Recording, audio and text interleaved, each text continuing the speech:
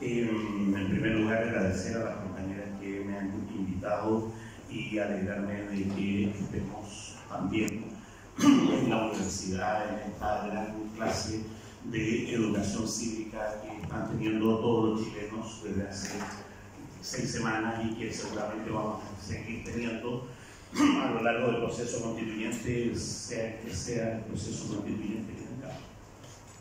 De todas maneras, que seguir presionando para que haya una constitución lo más democrática posible en este país. Me invitaron a hablar sobre un tema específico, yo siempre hablo lo más rápidamente que pueda para que conversemos. La conversación también pueden salir todos los otros temas que están, no sé, todos dando vuelta. Pues yo voy a hablar de la desobediencia civil y de la violencia. Decir en primer lugar que este es un país extraordinariamente violento. Hemos vivido 45 años de violencia y que es increíble, lo que decía el presidente de Argentina, lo verdaderamente increíble acá es que los chilenos no hayan perdido la paciencia mucho antes. Me interesa como especificar, ¿no es cierto?, porque hemos vivido un país violento, como la violencia se ha colado por todos los rincones de la vida social, institucional, cotidiana, ¿no? Es el único país donde el agua es privada, por ejemplo, una cuestión realmente increíble, la miseria de las AFP, qué sé yo, el endeudamiento, la precariedad laboral, ¿no es cierto?, el hecho de que los chilenos sean saqueados por los supermercados a lo largo de 30 años, no se quejen, que los supermercados saqueen a sus proveedores pagándole a 30 o a 120 días, ¿no es cierto?, y agotándoles el capital de trabajo, es una violencia enorme. La violencia que implica que a los culpables, ¿no es cierto?, de estafar incluso a sus propios socios, a sus propios clientes y a todos los chilenos, a los que no tienen clases de ética. La violencia que significa que la intendenta diga que va a costar 20.000 millones de pesos arreglar los semáforos del centro de Santiago, en circunstancias que a la tienda Johnson se le ha dado un perdonazo de 70.000 millones de pesos en impuestos. Entonces, cuando uno piensa quiénes saquean a quiénes, bueno, este país ha sido saqueado, nosotros hemos sido saqueados, ¿no es cierto?, a lo largo de 45 años. La violencia en el ámbito también médico, me interesa que vayamos haciendo conciencia, enumerando esas violencias que ustedes como profesionales y futuros profesionales de la medicina van a vivir: la violencia obstétrica, la violencia psiquiátrica, esto de que todas las farmacias estén llenas, de que la gente solamente pueda aguantar la sobreexplotación a costa de antidepresivos, es una violencia enorme, una violencia que se nota en el maltrato en los hospitales. Los profesionales de la salud maltratan a la gente. Cualquiera que vaya a un hospital se va a dar cuenta. Yo creo que para los migrantes, ¿no es cierto?, ha sido la gran desilusión venir al oasis de América Latina, ¿no es cierto?, donde todo es crecimiento económico, y encontrarse con precariedad laboral, encontrarse con endeudamiento, encontrarse con que nadie saluda, ¿no es cierto?, en el ascensor. Es decir, piensen, por ejemplo, en la jerarquía de los gremios médicos como violencia institucionalizada. Estas profesiones que se llaman auxiliares de la medicina, ¿no?, y que se pueden en la misma facultad. Piensen, por ejemplo, en los exámenes solo para descartar, en el saqueo de las clínicas privadas que atienden solo al 20% de la población hacen cuando le llegan los pacientes que deberían ser atendidos en los hospitales públicos por un mecanismo, ¿no es cierto?, que es audio. Pero piensen más en el fondo en la medicalización de la medicina, como una cuestión de filosofía médica. Esta política, ¿no es cierto?, de riesgo cero, de mantener a la población permanentemente asustada con un ideal de salud juvenil, ¿no es cierto?, esta miseria de la medicina analítica que cura una parte sin preocuparse por el todo, esta miseria de la medicalización de los cuidados paliativos, esta concentración de todos los, ¿no es cierto?, los oficios médicos alrededor de una institución hospitalaria solo por razones económicas. Todo eso es violencia. Entonces, hay que ser muy carepalo para hoy día decir Chile se puso violento, porque hemos vivido y vivimos en un régimen de violencia profunda. Permítame un punto de vista socialdemócrata, un punto de vista liberal, un punto de vista marxista en torno a este problema. Los tres. ¿Sí? Piensen en la distinción que ha hecho Johann Galtung, que es, ¿no es cierto?, un estudioso de la paz y que ha recibido todos los premios, ¿no es cierto?, posibles por su dedicación al tema de la violencia y de la paz. Él distingue la violencia directa, la violencia estructural, la violencia simbólica o cultural. Una distinción extraordinariamente útil para pensar. La primera pregunta que hay que hacer: ¿de qué violencia estamos hablando? Porque claro que son violencia los perdigones y claro que son violencia la barricada, pero es violencia sacar 1 millón de chilenos a la calle, que el presidente de la República sonría y dice que está muy contento de que los chilenos se expresen, cuando ese millón de gente está protestando contra él. ¿Se entiende? Eso, hay ahí un tema de violencia simbólica, y hemos aprendido el tema de la violencia simbólica porque las compañeras feministas han hecho toda una campaña para mostrar que la violencia no solo tiene dimensiones físicas, sino que está en el trato cotidiano, está en las maneras en que uno habla, en los gestos que tienen. Piensen en la violencia estructural de las AFP, que están defendidas desde la Constitución de este país, en que todos los trabajadores de Chile ahorran para que los administradores privados le pasen la plata a los bancos al 5% y después los bancos nos presten nuestra propia plata al 40%. Eso es violencia ahora estructural. Piensen en la violencia estructural de una constitución que ha sido modificada y modificada, manteniendo siempre el pilar esencial.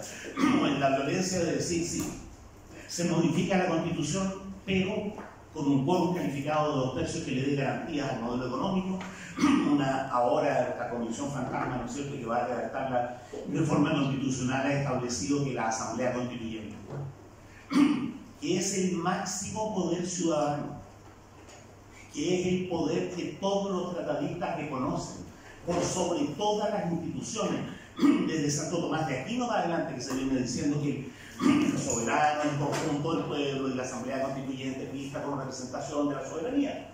Sin embargo, le han puesto a la Asamblea Constituyente la condición de que no puede derogar tratados de libre comercio.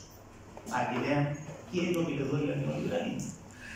Antes de empezar a redactar la Constitución, la Asamblea Constituyente no puede derogar los tratados, pero además no puede integrar a la Constitución la revisión de los tratados de libre comercio que comprometen la soberanía nacional ante instancias jurídicas transnacionales. Galtung distingue la paz negativa de la paz positiva. Sostiene que la paz es negativa cuando lo que hay es simplemente falta de violencia física. Uno no ve violencia física en la calle y dice que hay paz. Solo puede haber paz positiva cuando hemos logrado disminuir o erradicar los 3 tipos de violencia.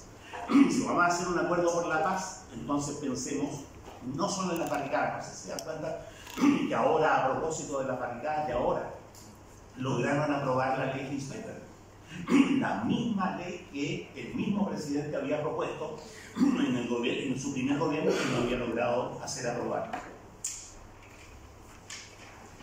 Desde un punto de vista liberal, todos saben, espero que sepan, que la desobediencia civil ha sido reclamada como un derecho básico, como uno de los derechos civiles y políticos más elementales por la tradición liberal hace más de 200 o 300 años. Henri de Thoreau en 1849 escribió lo que es la formulación clásica del derecho a la desobediencia civil. Después, Gandhi, Luther King, qué sé yo, Desmond Tutu hicieron una especificación que es muy interesante. El derecho a la desobediencia civil no es solo un derecho individual, como está planteado en la tradición liberal, sino que es un derecho social, masivo, que se puede ejercer en comunidad, ¿no? La desobediencia civil es entendida por todos los tratadistas como un acto contrario a la ley. Perdón.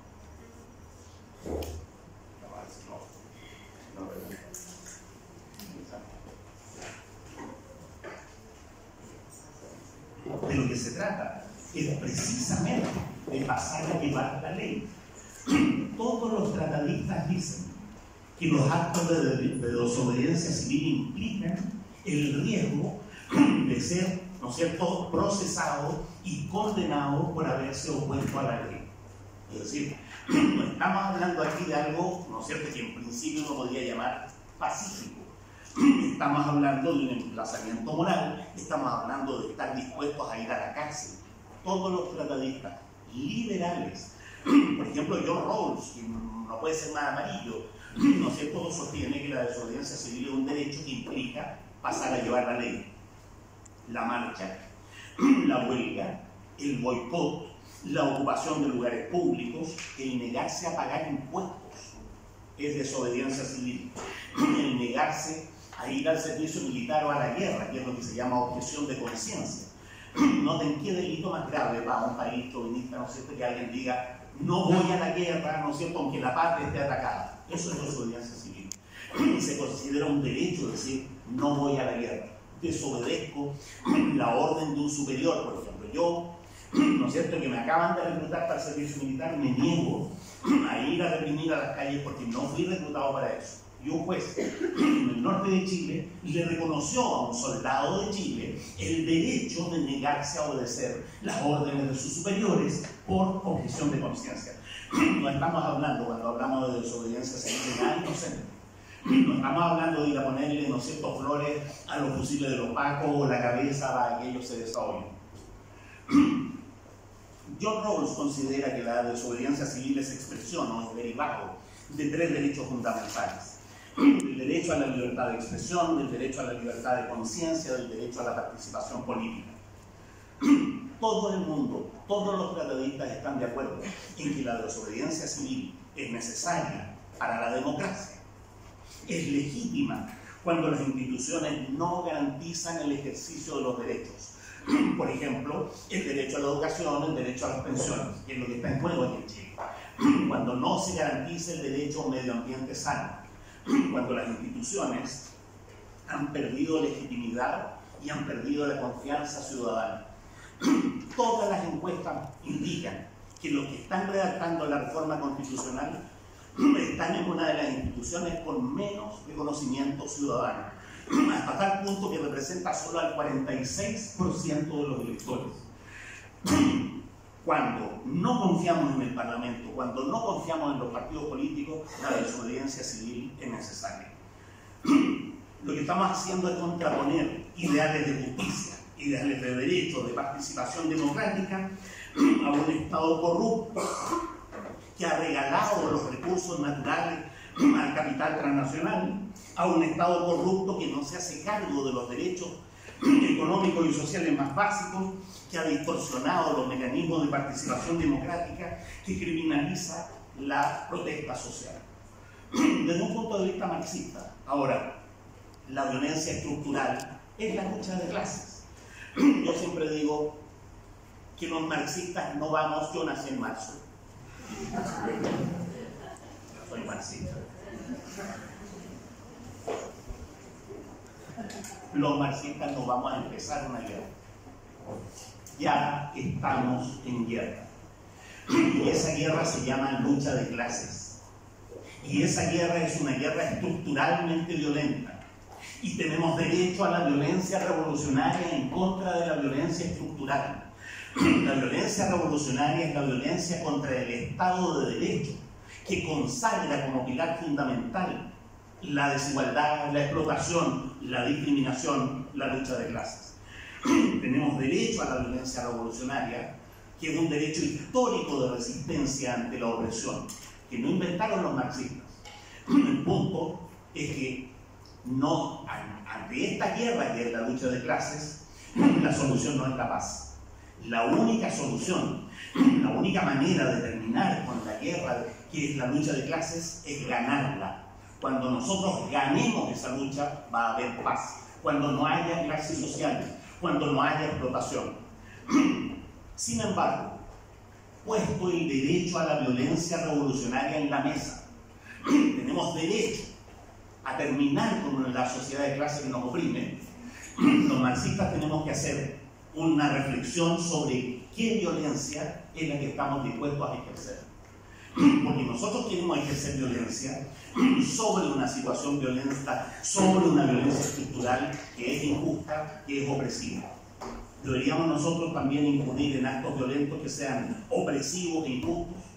El límite que tiene la violencia revolucionaria es respetar los derechos humanos, incluso de los enemigos. Hay una reflexión que los marxistas deberían hacer. Nuestros enemigos siguen siendo seres humanos y siguen teniendo derechos. No es contradictorio atacar a una clase sin necesariamente atacar físicamente, personalmente a cada uno de sus miembros. Lo que queremos no es venganza, lo que queremos es justicia. La violencia que se ejerce en nombre de la justicia tiene que tener límite. Yo he sostenido muchas veces que eso se puede distinguir cuando uno distingue entre violencia de masas y violencia vanguardista. La violencia vanguardista se centra en la violencia física, tiene la lógica de la venganza, apunta hacia objetivos, ¿no es cierto?, individuales, frecuentemente es violencia contra las personas. La violencia de masas es la violencia de un pueblo contra la opresión. Fíjense la enumeración que voy a hacer. La marcha, la ocupación de lugares públicos, la objeción de conciencia, la toma, la sublevación popular son formas de violencia de masas. Ahí el número es relevante. Los vanguardistas de hoy, ya lo sabemos los marxistas, lo hemos experimentado a lo largo del siglo XX, son los futuros burócratas de mañana. Nosotros podemos, de manera legítima, directa, clara, reivindicar nuestro derecho a la violencia revolucionaria y al mismo tiempo condenar la violencia vanguardista como una violencia que desconoce los derechos más elementales del enemigo. Noten que, por lo tanto, estoy planteando una guerra desigual, porque el enemigo no reconoce nuestros derechos. En cambio, nosotros estamos obligados a reconocer los derechos del enemigo. Pero no estoy hablando de paz. Hoy día hablar de paz es una hipocresía. ¿Dónde hay paz? ¿De qué paz me está hablando? ¿Está dispuesto a pagar pensiones dignas? ¿Está dispuesto a terminar con la miseria de los hospitales? ¿Está dispuesto a terminar con las concesiones mineras? ¿Está dispuesto a terminar con los tratados de libre comercio que comprometen la soberanía nacional? Si no está dispuesto a eso, entonces no me hable de paz. Porque usted está encubriendo con la paz física la violencia estructural. Esa es la hipocresía fundamental. Pero además se trata de cambiar la Constitución. Yo, como digo, nací en marzo, pero yo creo que el gran estallido social de todos los chilenos no es por el socialismo ni para terminar con la lucha de clase. No sé si entiende. Solo un quebrado vanguardista puede decir lo que se puede en las calles de Santiago en este momento es el socialismo. No, nadie ha planteado eso. Los comunistas no han planteado eso, los marxistas dentro del Frente Amplio, nadie ha planteado. Lo que queremos es cambiar la Constitución. Lo que queremos es un cambio institucional dentro del Estado de Derecho. Esto no califica como revolución, porque la revolución no es un acto global, histórico, de otra envergadura contra el Estado de Derecho. No es lo mismo cambiar un Estado de Derecho por otro. Lo que queremos es un Estado de Derecho que favorezca sistemáticamente al proletariado, así como este favorece sistemáticamente a la burguesía. Carlos Marx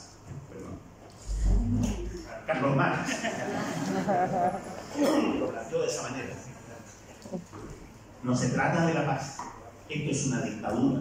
Y no es la dictadura de Sebastián Piñera y no es la dictadura de Pinochet. Esto es la dictadura de la burguesía, porque el Estado de Derecho favorece sistemáticamente a los propietarios de los medios de producción por sobre los trabajadores. Eso es una dictadura institucional, es una dictadura consagrada en la Constitución.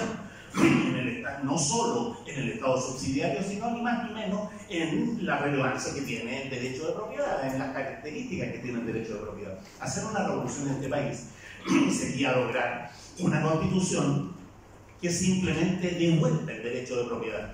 Los bienes comunes son de propiedad de todos los chilenos. Los medios de producción más importantes son de propiedad de todos los chilenos. Pero no es eso lo que queremos. O por lo menos no en esta pasada, digamos.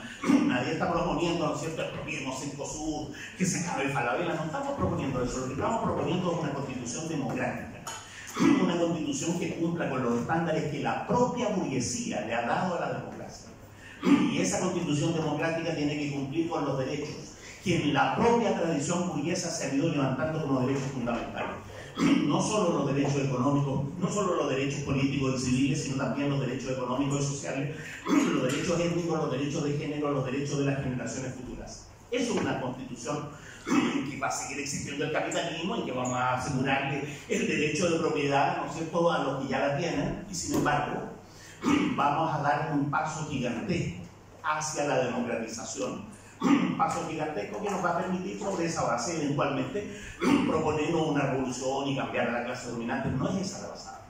De tal manera que cuando hablo de violencia en este caso, no me estoy refiriendo a la violencia revolucionaria. La violencia revolucionaria tiene plazos históricos, tiene modalidades, profundidades mayores.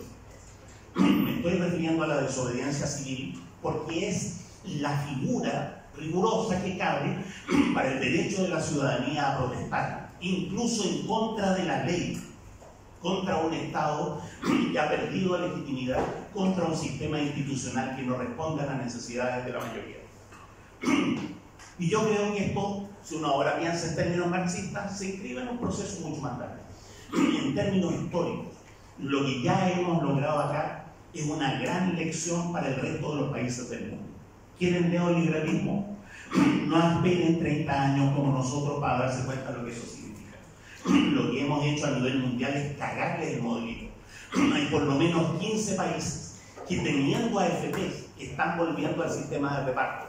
Y esta manifestación en Chile es una confirmación de que tienen razón. El país más envejecido del planeta, que es Japón, tiene un sistema de reparto para las pensiones. Y nosotros, con nuestra violencia, le estamos diciendo sí, tienen razón. En este país, después de 30 años de trabajo, hay gente que saca 20.000 o 30.000 pesos de pensión.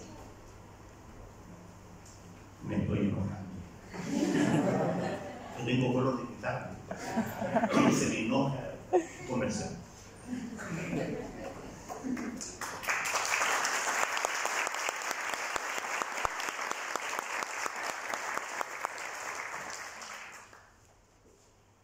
¿Se abre ahora el espacio para las preguntas? Acá, en voz alta. Ya. Sí. ¿Qué estrategias considera necesarias cuando hay factores geopolíticos que están haciendo muy difícil poder impugnar este modelo? Por ejemplo, hay países que son potencia mundial, ¿qué podría pasar? más de algunos, los que están descritos como tradicionalmente neoliberales, o donde se ha dado el modelo con cierto éxito, con cierto porcentaje mayor o menor, que podría estar no totalmente de acuerdo con esto. ¿Y qué podría pasar? Yo creo que podría pasar de que quizás se haga un experimento acá, como que se trate de hacer la cosa distinta, pero dicho de otra forma, ¿Podemos tener marines en Valparaíso? no solamente los marines. Ya, pero digamos No solo que esos son temores que Claro. de repente se titulan. ¿Qué podría pasar? Yo creo que podría pasar de que como hemos sido la flor, hemos sido como la joya de la corona a nivel mundial, a tal nivel de que se iban a hacer encuentros internacionales en este país y que para mí eso es el gran reflejo de que este era el ejemplo a seguir de muchos países. Por lo tanto, ellos están dispuestos a ponerle una guindita a la torta. 30 Claro. años de paz y un golpe de Estado. Ahí no sé qué podría pasar, pero Pero dígalo. es que Usted está teniendo un bloqueo internacional, por ejemplo. Un bloqueo económico. no, claro, o me pondría a sospechar al menos eso. Está teniendo un bloqueo económico, una intervención militar o un golpe interno de Estado. ¿Eso es lo que está teniendo? Yo creo que es una posibilidad, pero la otra también es que finalmente mucha gente, como es la idiosincrasia, perdón el término tan poco formal, como es la idiosincrasia de más de algún chileno, se siente, escucha, ¿qué estamos logrando? Voy a ir a trabajar, perdí el trabajo. Yo no hablo de círculos como ilustrados, sino que hablo como de la mayoría de la gente. Yo cuando veo a la mayoría de la gente no veo esta preocupación de los círculos. Sí, no, exactamente. No, sí. Es lo que estoy queriendo decir. Voy a responder directamente. Sí. Para no escaparse al punto. Claro. Yo creo que la posibilidad de una intervención militar o una intervención de fuerza en este país es prácticamente nula. Y voy a enumerar razones. Primero, no hay ningún conflicto social importante que se haya sofocado alguna vez por la fuerza. Imponer milicos en la calle es hambre para hoy, ¿no es cierto? Tranquilidad para hoy, hambre para mañana. Noten que Pinochet no pudo controlar la ciudad de Santiago con 50.000 milicos en la calle. Y todo Chile se incendió del 83 al 85 con 50.000 milicos solo en Santiago. Noten que ahora Santiago tiene el doble de habitantes y este general no tiene ni 12.000 milicos para sacar a la calle. Por lo tanto, rápidamente llegó a la conclusión de que no estaba en guerra con nadie, no puede controlar la situación. Sacar milicos a la calle se vio, agrava el problema. Por otro lado, yo creo que las Fuerzas Armadas no tienen ni la capacidad operativa, ni el espíritu, ni el interés de prestarle nuevamente espalda, ¿no es cierto?, a la burguesía nacional. No tienen la capacidad operativa porque han reducido el contingente, han vendido los regimientos, se han llenado los bolsillos con negocios inmobiliarios, no tienen el espíritu porque la Guerra Fría pasó hace bastante tiempo y porque los terroristas árabes no llegan por estos lados, pero además no tienen el espíritu, ¿no? Imagínense el comandante en jefe dando un golpe de Estado y 10 años después la burguesía le da la espalda y va a parar a Punta Peuco. Ellos ya lo saben. Saben que la burguesía les dio la espalda y que los torturadores están presos, meter preso a Manuel Contreras es la gran lección para el ejército chileno. Noten lo que le pasó a los milicos en Argentina, lo que les pasó en Uruguay, etc. Están dispuestos los milicos a dar nuevamente el numerito, no tienen la capacidad operativa, no tienen el espíritu, están absolutamente corrompidos por los sueldos millonarios, las jubilaciones millonarias. ¿Por qué? Si yo tengo un sueldo millonario, tengo que ir a hacerle favores a Luxich o a Palma. Eso es la intervención acá. Pero hay una cuestión más de fondo, y es precisamente el modelito. Sería absolutamente impresentable que el modelito más exitoso terminara en un bloqueo económico o en un golpe de Estado. Eso se lo pueden hacer a Grecia, en que los socialistas endeudaron el país y lo hicieron quebrar, se lo pueden hacer a España, se lo pueden hacer a Irlanda, no se lo pueden hacer a la joya de la corona. O, en resumen, mi opinión es que ni un bloqueo ni una intervención militar es físicamente factible o políticamente factible. Pero hay una cuestión más de fondo. ¿Por qué el temor? ¿A qué conduce el temor? Bueno, a lo mismo que el 89, a hacer política. Por un lado, ¿no es cierto?, propagando el temor y por otro lado diciendo en la medida de lo posible. Aquí el temor le conviene a los que quieren negociar, porque el temor es la gran herramienta de negociación. Si no negociamos ahora, capaz que pase que yo te preguntaba, ¿qué puede pasar? ¿Qué puede pasar? Porque ese temor es un temor vago. Puede pasar cualquier cosa. Aquí puede quedar la escoba, va a derrumbarse la economía del país, se va a acabar el agua, los glaciares se van a derretir. El calentamiento global va a llegar a Chile en el mes de febrero. El temor es la herramienta del centro político para forzar la negociación, para disculparse históricamente de haber traicionado al conjunto del pueblo chileno. Vayan a preguntarle a Giorgio, ¿cómo se te ocurre votar ¿no es cierto?, a favor de la ley antisaqueo? Que aquí podía pasar cualquier cosa. Había que salir porque la situación era muy grave. ¿Y cómo se sale bajo esa amenaza? En la medida de lo posible. Y a la medida de lo posible ya tenemos 30 años de presión. Preguntas. ¿Se oye bien? Sí.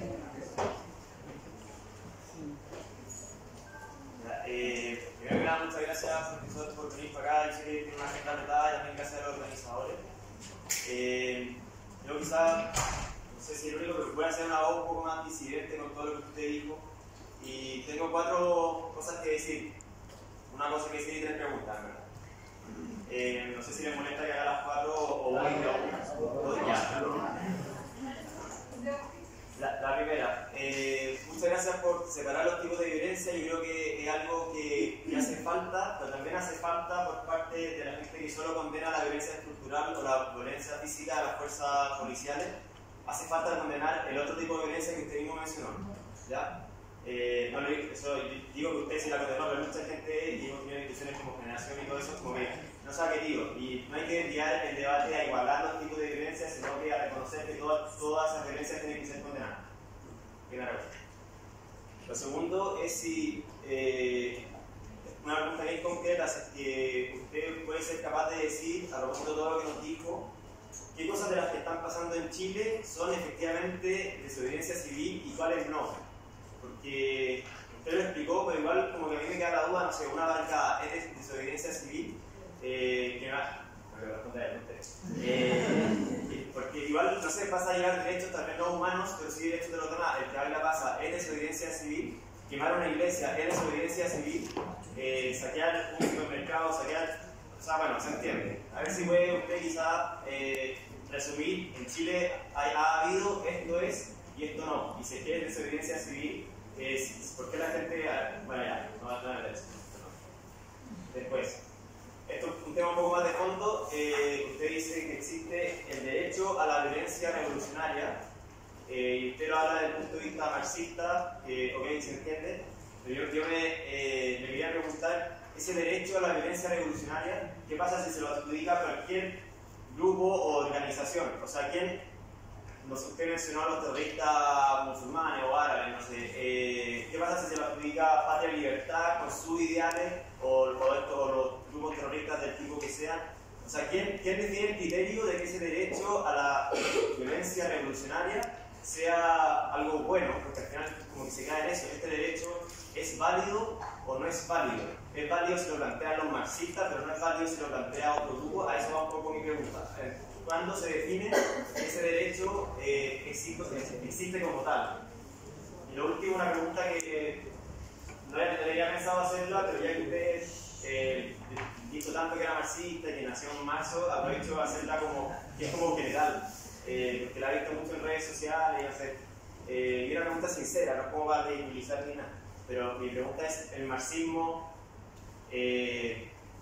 primero que nada, ¿ha logrado concretarse realmente alguna vez en la historia exitosamente? Y si no ha pasado, ¿por qué? ¿O al contrario es una utopía eterna que busca a través de las cosas que usted dijo alcanzar cosas que van a ser inalcanzables? O sea, mi duda es si se ha logrado concretar o no y por qué. Esas son tres preguntas al final. No, son mucho más. Yo siempre lo hago igual, contesto justo, directamente y lo más brevemente posible, porque podríamos una larga perorata sobre la habilidad del marxismo, no es punto, sino que directamente.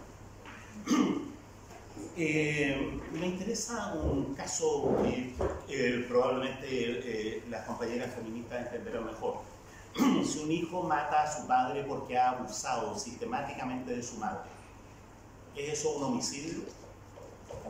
Sí, es un homicidio, pero es un homicidio que tiene unas atenuantes porque el contexto, ¿no es cierto? Y entonces no merece la misma pena, ¿se entiende? Es un homicidio que por supuesto es terrible, matar a un ser humano es terrible, pero que es comprensible. Y como es comprensible, entonces el orden jurídico desde la época de los romanos para adelante reconoce que ante un delito que tiene circunstancias comprensibles hay penas, ¿no es cierto? Cuando uno condena la violencia, ¿sí? Y dice, esta violencia es condenable, la violencia física, usted pone la barricada y los perdigones, ¿sí? Uno tiene que ver qué violencia es comprensible y qué violencia no es comprensible. No es comprensible que el director general de Carabineros dé instrucción durante 4 o 5 horas sobre una escopeta peligrosa y mande carabineros comunes a enfrentarse a miles de manifestantes. Eso no es comprensible. Es de una irresponsabilidad monstruosa. Y entonces uno dice, bueno, había la violencia de los perdigones. ¿Qué atenuante tiene esa violencia? Había la violencia de los indignados. ¿Qué atenuante tiene esa violencia? Mi opinión es que las barricadas son condenables, sobre todo si son minoritarias, porque yo creo que el todos es de una hipocresía infinita, así como una abstracción. Todo, pero todos dónde, todos quieren. Usted dice, pero es un homicidio. Claro, pero el papá abusaba de la mamá, ¿se entiende? Y si usted dice, todo homicidio es condenable, está incurriendo en la hipocresía de igualar lo desigual. El Estado pasa a llevar los derechos humanos, ¿no es cierto? Y ustedes dicen, pero los manifestantes agredieron a carabineros. Hay una desproporción gigantesca entre una cosa y la otra. Mi opinión es que las barricadas tienen que ser condenadas. Claro, sobre todo por el número, ¿eh? Ojo, Porque si todo Santiago se incendiara, entonces yo diría, eso es violencia de masa y tenemos derecho, ¿no es cierto?, a esa revolución. Si hubiera una sublevación popular con apoyo popular auténtico, tenemos derecho a esa sublevación. Si hay una vanguardia ilustrada de estudiantes, ¿no es cierto?, que va y a la marcha de 1 millón de personas y le pone una guindita de torta para que aparezca en el mercurio, esa violencia es condenable éticamente primero y políticamente enseguida, porque es de una ineficacia, ¿no es cierto?, monstruosa, porque hace daño. Sin embargo, condenar a los secundarios como violentistas no es equivalente a condenar a Carabineros como violentistas, es una abstracción. La segunda cuestión, la razón de desobediencia civil, depende del número, depende del número. En el 83 se incendió todo Santiago y nadie en la oposición socialdemócrata de esa época, ningún demócrata cristiano con sus ideales, ¿no es cierto?, del padre Hurtado, dijo que no haya barricadas. No, porque estaba todo Chile incendiado. Las barricadas se empiezan a poner preocupantes cuando hay un movimiento masivo que tiene voluntad de desobediencia civil y hay una vanguardia ilustrada, ¿no es cierto?, que solo sirve para aparecer en la primera plana del mercurio. Sin embargo, el que haya esa minoría, ¿no es cierto?, ilustrada, que hace este atentado a los derechos de la propia marcha, ¿no es cierto?, o agresiones a Carabineros, justifica una legislación sistemáticamente represiva que criminaliza la protesta social. Por supuesto que no. No la justificaba en 2011 cuando le trataron de pasar como ley Hinspeter, no la justifica ahora. No se justifica que una minoría tenga como efecto que el Estado adopte políticas para todos los chilenos. No sé si entienden. Hay una desproporción entre el daño de la minoría y la respuesta que está dando el Estado, que además es una respuesta sistemática.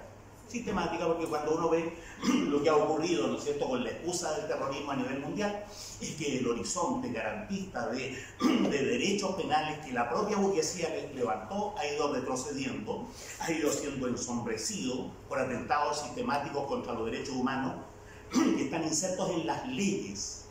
Hay leyes, como la ley antiterrorista de este país, que constituyen un atentado por sí misma, independientemente de si se aplican o no, contra los derechos de las personas.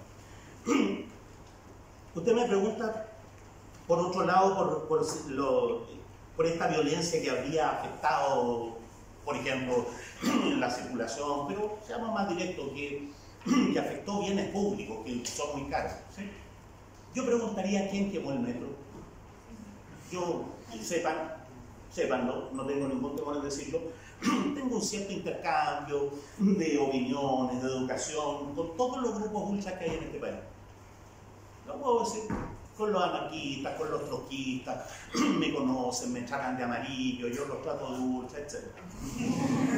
No conozco ningún grupo político en este país que tenga la capacidad operativa de quemar 16 estaciones de metro simultáneamente. Pasa con esta quema de estaciones de metro lo mismo que los atentados a las Torres Gemelas. No se sabe en el fondo quién fue, pillan a uno, ¿no es cierto?, que puede ser cualquiera, lo torturan en Guantánamo y declara sí, yo fui, ¿no es cierto?, y después lo mandan a matar, la CIA lo manda a matar. ¿De dónde este fallo? Noten que se ha visto en la noticia, yo lo he leído en la noticia. Aquí hay un fallo en la inteligencia militar y de Carabineros. Uno sospechaba que era un fallo sistemático, ¿no es cierto?, muy antiguo, sobre todo si se trata de la inteligencia. Pero de pronto son increíblemente ineficaces. Increíblemente. Han pasado 6 semanas y tienen preso a un señor que se saltó los torniquetes, a otro que fue visto en el lugar de los hechos. No sé si entiende la acusación. Fue visto, una cámara estaba ahí. A otro que no solo estaba ahí, sino que se estaba robando algo. Y entonces la abogada que le nombraron de oficio dice, bueno, si este ciudadano entra, ¿no es cierto?, a una estación que ya se está incendiando y se lleva algo, su delito es de robo o de saqueo, no de incendio o de daño público. O en resumen, no tienen misteriosamente ni un culpable. Nunca habían sido tan eficientes como han sido durante estas 6 semanas. Noten que Carabineros tiene la capacidad operativa de avanzar. Yo les puedo recomendar las tácticas. Yo puedo ir a la escuela de carabineros y decir cómo hacerlo, porque a cualquiera se le ocurriría cómo rodear a los manifestantes y llevárselo a todos presos para que la manifestación siga. Y sin embargo, todos hemos sido testigos de cómo Carabineros se planta frente a los saqueos de los supermercados, ¿no es cierto?, simplemente a permitir el saqueo, a permitirlo. Y hay grabaciones, ¿no es cierto?, y una de las pocas personas que está presa por saquear un supermercado es un concejal de la UDI. Entonces, cuando hablan de violencia, todos lo sabemos, hay una vieja táctica en esto. La vieja táctica es incrementar de manera dramática los actos violentos para asustar a las capas medias. ¿Se entiende? Y por algunas caras que veo, fue eficiente. ¿Sí? ¿Qué vamos a hacer ahora? En que están saqueando todo. ¿No? Yo no escucho eso en las poblaciones. Yo he ido, ¿no es cierto?, a Peñalolén, he ido a Guerra Cerda, fui a, no sé, a Putaendo, a Yayay, y no he visto caras preocupadas de que lo están saqueando todo. Esas caras las veo en Ñuñoa, las veo en Providencia, las veo, no sé, en cualquier cosa. Sin embargo, la táctica es esa. Un acto de violencia dramático. Y la gente empieza a decir, queremos la paz. Y por supuesto la paz es en la medida de lo posible. Primero la paz. Claro, hay que dar un montón de cosas, uy, qué terrible las canciones, pero en la medida de lo posible. ¿Sí? Usted me habla de la violencia revolucionaria. La pregunta directa es si la violencia revolucionaria es terrorismo o no. Eso, y si cualquiera podría tener derecho, por ejemplo, los nazis o los terroristas islámicos a reivindicar su violencia como violencia revolucionaria. Yo creo que no. Yo creo que no porque he hecho una diferencia que yo creo que es claramente formulable entre la violencia de un pueblo y la violencia de una vanguardia. ¿Sí? La violencia de los marxistas no es legítima porque sea de los marxistas. Es legítima porque provendría, si estamos en esa, de la indignación del proletariado que tiene una dimensión histórica, etc. Ahora, yo creo que los marxistas hemos sido ambiguos respecto al problema del terrorismo. Y creo que ya es hora de que digamos, los marxistas condenamos el terrorismo. Y que es hora de que leamos los tratadistas internacionales lo que dicen sobre el terrorismo. Y sepan que todos los cientistas políticos lo que dicen es que el único poder social que es capaz de aterrorizar a los ciudadanos es el Estado.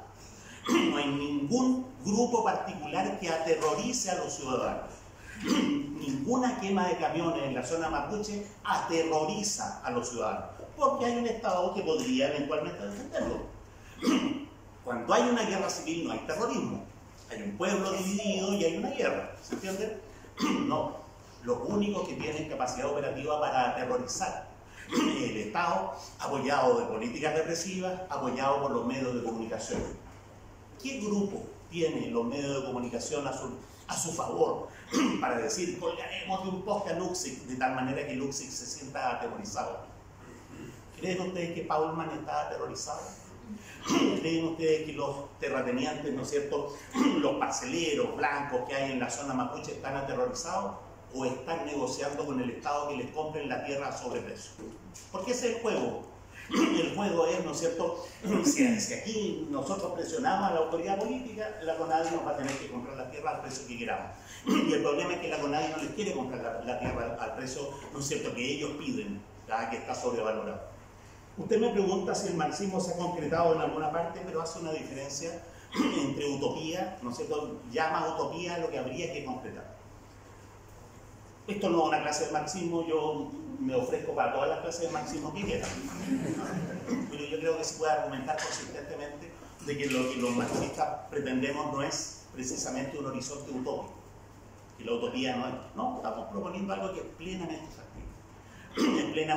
Es técnicamente factible, es deseable además, ¿no es cierto?, pero además es políticamente imaginable, eventualmente podría ser políticamente viable. Hay un montón de condiciones, ¿sí? En este caso, sin embargo, no estamos hablando de violencia revolucionaria porque aquí nadie ha planteado terminar con la lucha de clases, ni estamos hablando de la legalidad del marxismo.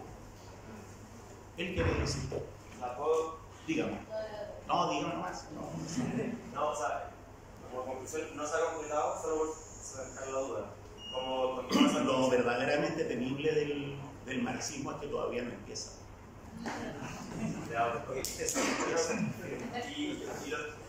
Escuché su opinión acerca de los saqueos, pero no si era desobediencia civil o no. Y lo mismo con el tema de los saqueos no son desobediencia civil. No, es muy claro eso. Que un supermercado saquee a los consumidores durante 30 años no es desobediencia civil, es opresión. Que haya, ¿no es cierto?, gente que quiere vengarse de eso es comprensible, pero no es aceptable. La barricada tampoco, ¿qué cosa de lo que hemos visto es desobediencia civil? Lo que hemos visto son marchas, ocupaciones de lugares públicos, lo que hemos visto es un arte, todo un arte que ha surgido, ¿no es cierto?, cada uno con sus cartelitos.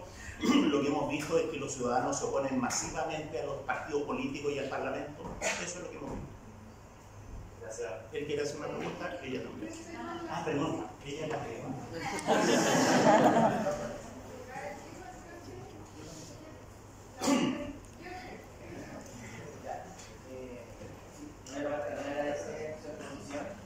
Más allá del contenido, yo no quería ver como input, porque ese input la verdad como así movilizando. Que los sesentones también. En segundo lugar, como mi primera pregunta va en función yo creo que en política una de las cosas más importantes tiene que ver con el relato. Cómo comentamos, cómo analizamos situaciones que para muchas personas pueden ser muy distintas. Y ahí es claro cómo el relato de los medios de comunicación, que sabemos de qué lado están, es el relato que prima en la sociedad de Chile actual. Entonces, frente a eso, y un poco también tomando de lo que plantea Enrique, o sea, el saqueo estoy de acuerdo que no es bien civil, pero no necesariamente por no serlo, necesariamente algo repudiable, sino es puesto en un contexto que explica esa manifestación, o sea, como yo creo que Enrique cae en eso, como todo lo que es desobediencia civil es permitido, pero lo que queda para eso hay que repudiarlo, porque yo creo que una de las preguntas como más para nosotros es ¿por qué se crea este fenómeno? ¿Qué hay detrás de eso?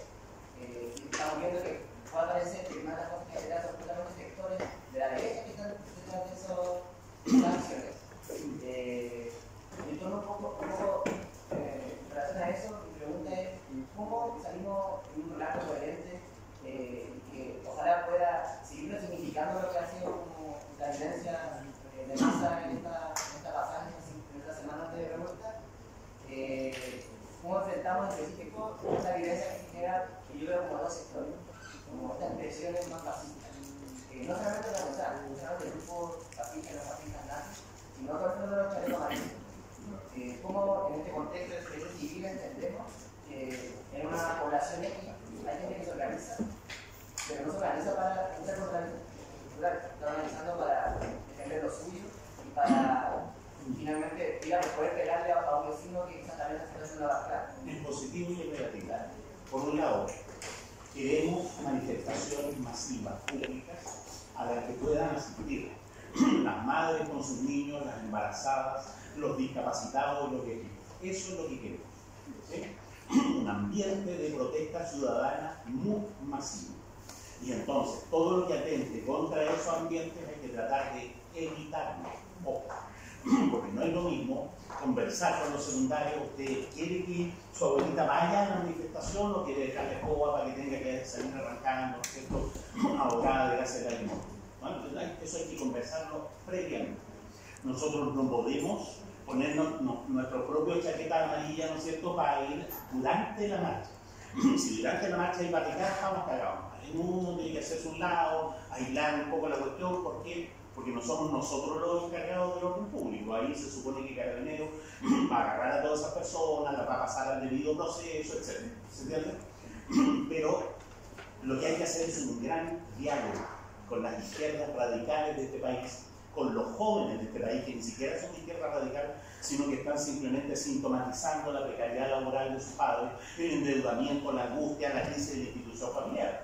Y entonces, claro, pues, si los jóvenes son, debido a esas circunstancias, los que más conciencia política tienen en Chile. Entonces, si tienen conciencia política, hagamos posible, ¿no es cierto?, manifestaciones no pacíficas, eso es una hipocresía.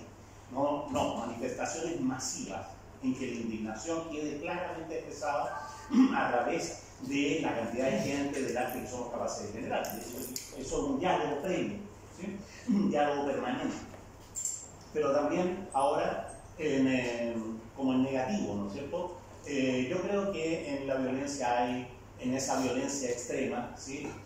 Por supuesto hay agentes del Estado, hay narcotráfico y hay una consecuencia del movimiento también, ¿sí? Que la persona que tiene un televisor de 30 pulgadas y ve que el supermercado está abierto y quiere tener un televisor de 50 pulgadas, va a buscar el televisor de 50 pulgadas. Ese individualismo consumista lo ha creado el propio sistema, entonces están recibiendo de vuelta la violencia que ha generado, ¿sí?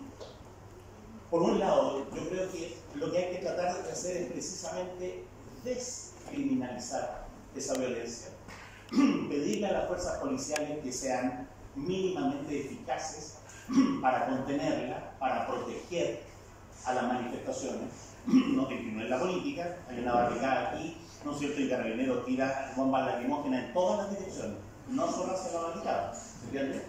Dispara en todas las direcciones, no solo hacia la barricada, entonces hay una cuestión de procedimiento elemental que condenar, ¿sí? Yo creo que podemos ser muy claros en eso. Lo que queremos son protestas masivas, ocupar lugares públicos, salir a cacerolear en los barrios todos los días, ¿no? En la plaza una vez a la semana, en la plaza del municipio, ¿no es cierto? Yo creo que no tiene mucho sentido ir a la Plaza Italia, que es preferible hacer, ¿no es cierto?, una protesta masiva una vez a la semana frente a cada municipio, ¿sí? Eso yo creo que es mucho más expresivo. Y no deberíamos tener miedo a la aparente contradicción. Hay una aparente contradicción para los oportunistas. Los oportunistas que quieren aparecer, ¿no es cierto?, como super ultra en un momento y después en otro momento como que están negociando, ¿no? Yo puedo dialogar como marxista, como convencido de la legitimidad de la violencia revolucionaria, con los estudiantes secundarios a decir, miren, no, en este minuto no estamos en la revolución para el socialismo, ni estamos, ¿no es cierto?, tratando de derrocar a la policía. No la carne. Así de simple. Y en cuanto a lo que dice la tele, yo creo que hay una solución muy sabia, mucha gente la ha tomado. Apague la tele. Salga a la calle a ver lo que ocurre. Sí, diga. El concepto un poco de esta posibilidad de una salida autoritaria para realizarla, y yo comparto que el inmediato, en corto plazo, es prácticamente imposible, pero estando un poco más a largo plazo, entendiendo de que esta crisis en Chile se marca en un contexto global de crisis del sistema capitalista y que va... O sea, la salida autoritaria la tenemos. La tenemos en la ley antisaqueo, la tenemos en una especie de cierre institucional progresivo sobre las capacidades políticas de los ciudadanos.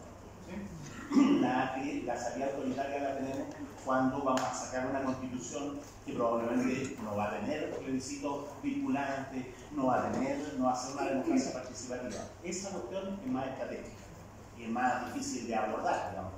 Requiere una conciencia y una iniciativa política mucho más fuerte.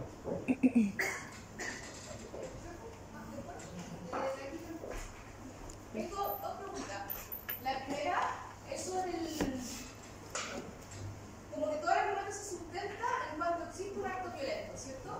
Ahí mi duda es como, ¿qué es lo que define la violencia entonces? ¿O qué acto realmente uno podría considerar como violento? Me quedo con la sensación de que en gran parte son cosas subjetivas, porque si bien hay cosas que uno puede decir, indudablemente esto es violento, porque la mayoría va a estar de acuerdo, también hay cosas que para una persona pueden ser violentas como para otra no. Por ejemplo, una mujer en la calle que le gritan rica, para algunas mujeres puede ser algo tremendamente violento, mientras que para otras puede que les dé lo mismo, no sea violento. Entonces, ahí me queda la duda por el fondo, ¿qué es lo que define violento? ¿Lo definimos como sociedad en la medida que va cambiando la historia también y van cambiando las cosas que pueden ser violentos? ¿O hay algo que es absolutamente violento, como que va más allá de los cambios? Lo que yo creo es que hay que hacer un esfuerzo por objetivar el juicio que hacemos sobre la violencia. A mí no me parece éticamente correcto relativizar, de acuerdo con la opinión de uno o la opinión de otro, ¿no es cierto?, las violencias que son estructurales, simbólicas, y desde luego las violencias físicas que no son relativizables, porque el daño, ¿no es cierto?, es inmediatamente visible. Hay que objetivar, ¿sí? Es objetivo que una constitución aprobada por el Parlamento que no representa a los ciudadanos sería un acto ilegítimo y violento.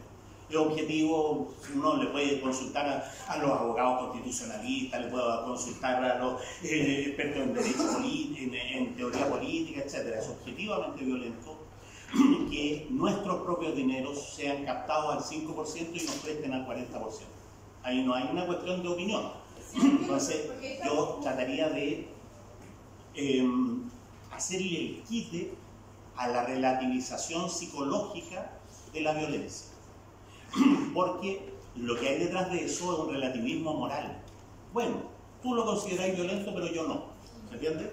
Y no, pues, tenemos derecho, el horizonte de los derechos de las personas es un horizonte fuertemente moral. ¿Sí? Hay la idea de una cierta moralidad básica, que además es mínima. ¿Ah? Mínima porque hay juicios morales más específicos, no. Que haya pensiones dignas, que no haya endeudamiento, que el trabajo no sea precario, son exigencias de una moralidad mínima. Respecto de esa, la idea de moralidad mínima ha sido defendida, ¿no es cierto?, por filósofos políticos muy importantes. Y respecto de esa moralidad mínima, que la violencia es objetivamente violenta en los tres planos: física, institucional, simbólica. En el caso de la reivindicación feminista, yo particularmente trataría de objetivar los daños, no de subjetivarlos, porque, insisto, el argumento subjetivista conduce al relativismo moral. A usted no le gusta que le digan así, pero en mi casa, ¿no es cierto?, mis hermanas aguantan eso, yo esto se lo diría a una prima, ¿se entiende? Entonces, no, hay un daño objetivo a la dignidad de las personas, ¿no es cierto? Las palabras son actos también, y uno puede condenar una expresión como un acto agresivo de manera objetiva, ¿sí? Y ahí entonces hay que preguntarse cuál convivencia es la que queremos tener, con qué restricciones, ¿sí? Porque la moralidad puede usarse como excusa autoritaria también, ¿se entiende? Poner la moralidad, no la moralidad mínima, la moralidad máxima, ¿sí?, para funar simplemente a todo el mundo. No sé si entiende.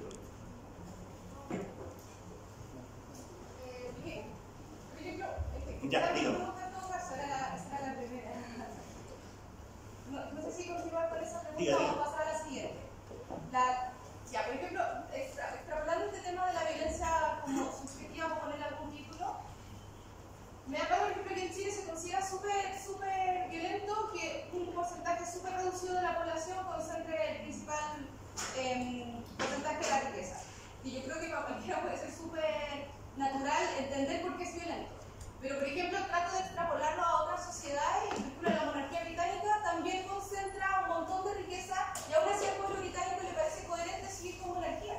O sea, ahí como que caigo inevitablemente en la lógica de que al final igual lo que se define como violento está incluido dentro de como la ética social, como la moral social de lo que vamos a decir que está bien y está mal. No, sí, por supuesto, los cristianos en el siglo I eran una minoría respecto del Imperio Romano, que tenía una brutalidad increíble, y ellos predicaron una moral más humanista. Y lo que hubo ahí fue, por lo menos durante 150 años, después se vendieron, pero los primeros 150 años una gran tarea de educación social, ¿sí? La humanización de la humanidad siempre ha ido ocurriendo de esa manera, ¿no? Hay un horizonte moral que, qué sé yo, Buda, Cristo, Mahoma, Lao Tse han empujado, y detrás, ¿no es cierto?, la humanidad se ha ido sumando. Y yo creo que, insisto, hay que tratar de objetivar el asunto y hay que tratar de afirmarse en el horizonte moral de la humanidad más que en las opiniones temporales, ¿sí? Y la segunda pregunta es súper breve, en verdad, y es como aclaración, y lo hago desde una vereda como súper ingenua e ignorante, no quiero como que se malinterprete lo que voy a preguntar, pero entendí que en el fondo la desobediencia civil como herramienta de la democracia en el fondo permite que la gente pueda como anteponerse a los cuestionamientos de quienes nos gobiernan. Digo que si el Congreso no nos da confianza, uno puede recurrir a la desobediencia civil. En ese caso me queda la duda si un golpe de Estado no es justificable como desobediencia civil. No, porque la desobediencia es civil, como mínimo. Pero en el sentido de que parte de un grupo reducido y no de una gran masa. Eso. parte de la legitimidad de la violencia civil es el apoyo masivo que puede obtener. Una desobediencia civil que se mantenga como minoritaria, ¿no es cierto?, es testimonial, eso es lo que se llama, ¿no es cierto?, desobediencia testimonial. Los tipos siguen eternamente, qué sé yo, dando testimonio, pero sin... ¿sí? La desobediencia civil es como el momento en que esos poquitos que daban testimonio logran, ¿no es cierto?, una gran convocatoria, por decirlo así. Forma parte de las condiciones. Digo. Gracias. A propósito del entusiasmo que esta ciudad acá, persona sigue diciendo tan entusiasta por hace 18 años. Muchas gracias por eso. Qué bueno. Yo sigo tan entusiasta como hace 65 años. Yo suscribo la tesis de que es crucial diferenciar las violencias. ¿Cierto? Las violencias no son blanco-negras, hay violencias distintas, hay violencias de Estado, hay violencias físicas, hay violencias psicológicas, etc. Pero, o sea, de hecho, para que lo sepan, esta facultad fue institucionalmente la primera que sacó una declaración pública, porque en el Consejo de Facultad tuvimos que apretar bien fuerte para que se condenara una violencia en particular que nos parecía más grave, que era la violencia del Estado, que se estaba diciendo. Fue la primera facultad que habló de violaciones por parte del Estado. Pero el problema que tengo es que una de las grandes ganadas, si uno quiere, de Guzmán fue el cambio cultural que el país sufrió durante la dictadura y que ha llevado a que sea muy contraintuitivo el diferenciar las violencias, ¿no es cierto? Y eso un poco explica las preguntas que se hizo el colega ahí, porque las personas, cuando uno conversa con ellas, y ojo, aquí yo pienso que no hay una diferenciación de clase, yo pienso que con mucha gente uno va a hablar en la calle, en la población, en los barrios, y efectivamente le cuesta diferenciar la violencia del carabinero dando lumazos y de las personas en la calle rompiendo la vereda para tener pellizcos, ¿no es cierto?, que podemos decir son los padres. Entonces, este asunto de que las violencias son cualificables y que gozan de mayor o menor legitimidad, ¿no es cierto?, son muy dependientes del momento. Recuerden ustedes que la violencia de la esclavitud en algún momento fue legal y aceptada, ¿no es cierto? Pero entonces hoy, y hacia allá apunta mi pregunta, ¿cómo hago yo para masificar esta importante idea de diferenciar las violencias y de no equiparar las violencias? ¿Ya?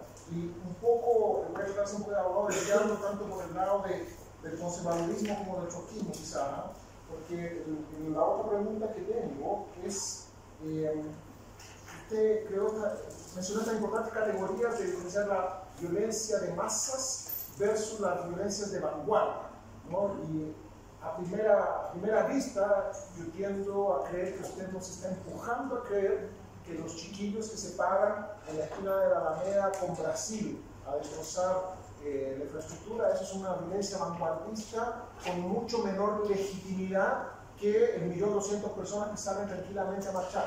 Pero no deja de cuestionarse uno el argumento de los ultrones que dicen, oye, pero estuviste en 2006 protestando pacíficamente, estuviste en 2011 protestando pacíficamente, sacaste 600.000 personas el 2009 o el 2010, no me acuerdo cuándo fue, para decirle no a las AFP, queremos otro sistema de pensiones, y ahí quedó tu protesta pacífica, ¿no es cierto?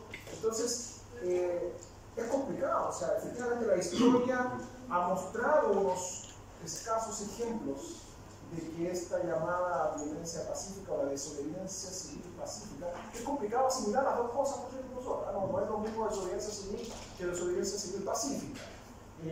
Ha resultado, pero acá en Chile se ha tocado que la protesta pacífica no resulta. Efectivamente, creo que es importante diferenciar el vanguardismo de la violencia de masa, pero me gustaría comentar esa cosa. ¿Qué le digo a esa gente? La desobediencia civil nunca ha sido pacífica.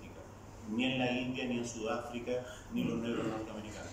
Ya, pero ¿cuándo empieza a llamarse violencia de masas y cuándo deja de ser violencia de las vanguardias? Porque no puede ser solo el número, supongo yo, porque usted dice de depende de qué tan masivo es, la legitimidad depende de la masividad. Y en nuestro caso, ¿cuándo va a ser ese momento? ¿Cuánto es legítimo? ¿Cuánto es masivo? ¿Cuántas personas hay que contar en la Alameda para que digamos, ahora sí es de masas, dejó de ser de vanguardia? ¿Cuántas personas? Es un tipo de pregunta que solo un experto haría. ¿Ah, sí? Gracias por la paciencia. Porque los expertos son capaces de muchas cosas. Primero, lo que a mí me interesa es tratar de ir contra la corriente, contra una marea histórica de las izquierdas, ¿sí? Que son muchas, que son muy diversas. Hay algunas izquierdas que ni siquiera les gusta llamarse izquierda y ahí están. Una inercia en la que hay un cierto oportunismo respecto de las vanguardias, ¿sí? La acción vanguardista es plenamente comprensible, siempre es comprensible. ¿Ah? El tema es que frecuentemente no es perdonable, porque uno dice, ¿qué se le podía hacer a Jaime Guzmán después, ¿no es cierto?, de la cagada institucional que dejó en este país? Y entonces uno dice, chuta, pegarle un par de balazos, eso es lo que había que hacer. Y entonces uno comprende, pero al mismo tiempo condena. Por supuesto que era comprensible, tenía que ir preso, pero no le puedes pegar un par de balazos en una luz roja. ¿Se entiende? Ahí hay la izquierda ha tenido una actitud oportunista respecto de esas violencias. Y de repente, ¿no es cierto?, el gallo que mató a Jaime Guzmán nos parece top, nos parece héroe, pasará a las historias, ¿no es cierto?, como el que hizo justicia, y resulta que lo que hizo es un homicidio calificado, ¿no? ¿Se entiende? Que es comprensible por razones ideológicas, pero no es perdonable en términos de los derechos de las personas, ¿sí? Entonces yo creo que hay que ser claro en eso, que una manera es salir de esa ambigüedad y decir, a mí me gustan tales cosas y a mí no me gustan estas otras, aunque sean comprensibles, ¿sí? Y yo voy a hacer una tarea de diálogo, ¿no es cierto?, de conversación con los compañeros para que eso se vaya revirtiendo. Porque con las izquierdas se conversa, se dialoga, es con la derecha que se pelea, no de que históricamente ha ocurrido todo al revés. La izquierda pelea más con la izquierda que con la derecha, ¿sí? Pero mi, propósito es como aclarar aguas y decir, esto es lo éticamente aceptable, políticamente legítimo, esto otro es un exceso, pero un exceso no solo ético y político, un exceso que tiene muy mal pronóstico además. Las revoluciones hechas por vanguardias se han convertido en dictaduras burocráticas invariablemente. Y entonces nos vamos a repetir de nuevo la nueva vanguardia que sacó una revolución de la manga, ¿no es cierto?, para después hacer una revolución industrial forzada y someter a todo el pueblo soviético, ¿no es cierto?, a la opresión de la burocracia. ¿Por qué tendríamos que repetir eso? Porque el marxismo debería consistir en eso, ¿se entiende? Uno, no al oportunismo. Para eso, hagamos una tarea de diálogo, distingamos, ¿sí? Pero tú tienes razón en la primera parte, que es muy importante. Lo que hay aquí es una hegemonía cultural que hasta muy poco, ¿no es cierto?, no tenía contrapeso de la derecha. De lo que tú dices conservadurismo, ¿no es cierto? La derecha históricamente ha defendido la paz. Históricamente. ¿Por qué? Porque llaman paz a los momentos en que van ganando la guerra. Cuando se sienten amenazados empiezan a hablar de violencia. Y entonces, claro, pues les sale súper fácil armar una hegemonía teniendo la sartén por el mango. Y diciendo, mire, institucionalmente, simbólicamente, económicamente, esto es la paz. Cualquier cosa que se oponga a eso es un disturbio, ¿sí? Entonces, que los estudiantes secundarios hayan salido en 2005, hayan salido en 2011, que los chilenos como conjunto salgan ahora, es como quebrar el continuo represivo de la hegemonía cultural de la derecha, que es la hegemonía de la CNN, que es la hegemonía de la radio Bio Bio asociada a la CNN y apareciendo como progresista, que es la hegemonía no solo del canal estatal, sino de los canales que son privados, ¿sí? Frente a esa hegemonía, yo lo que veo es que hay muchos chilenos que desconfían de eso. Hay muchos chilenos, lo que veo es gente que dice, yo no le creo nada a la milicia. Ellos mismos tiraron los aviones contra las Torres Gemelas, ¿se entiende? Entonces hay como un aprendizaje. Pero en Chile obviamente hay un peso de esa paz hipócrita de esa paz artificiosa, de esa paz que es violencia, que ellos esgrimen, ¿no es cierto?, como orden, qué sé yo, como cordura, etc. Yo creo que ahí hay una tarea ideológica que dar. Y ellos nos han facilitado bastante la tarea con sus excesos. Porque en este país se han excedido. Está bien que ganaran plata, bueno, uno se podría oponer, pero ganen plata, pero tanta plata. Está bien que hayan ricos, pero que el 1% tenga el 30% de la riqueza es obsceno. ¿Se entiende? Está bien que la AFP pueda haber FP privada, pero que capitalicen la plata de los trabajadores pobres. Si puede haber seguros de vida para los que tienen plata, capitalizan individualmente y sacan su pensión, ¿no es cierto? Claro, el gallo que gana 2 o 3 millones de pesos puede hacer eso y a lo mejor es un buen negocio. Pero los gallos agarran la masa salarial de los pobres de este país para hacer negocio es obsceno. Que los tipos sobornen visiblemente a los parlamentarios para aprobar la ley de pesca es obsceno. Se han excedido. No pueden, es lo que yo siempre digo, no pueden estar sembrando viento y después decir, chuta, mira, hay tempestades. Ellos mismos provocaron todo esto. Entonces, claro, parte de nuestra tarea cultural es ir distinguiendo las violencias y señalando que lo que llaman paz es una hipocresía, e ir señalando que dentro de las propias izquierdas tenemos que entrar a hacer distinciones.